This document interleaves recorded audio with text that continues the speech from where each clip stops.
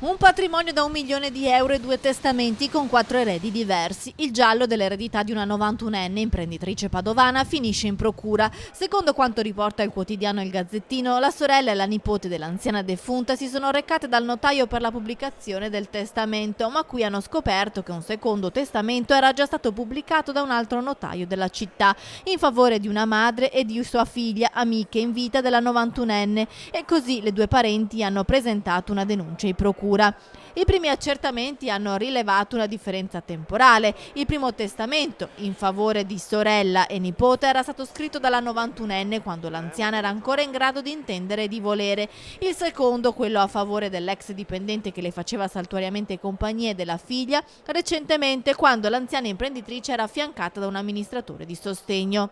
Le due parenti sono convinte che la 91enne sia stata raggirata e convinta di testare l'intero patrimonio alle due donne. Il pubblico ministero ha iscritto l'amica e la figlia nel registro degli indagati con l'accusa di circonvenzione di incapace. I carabinieri hanno sequestrato i due testamenti che al momento sembrerebbero entrambi scritti dall'imprenditrice defunta.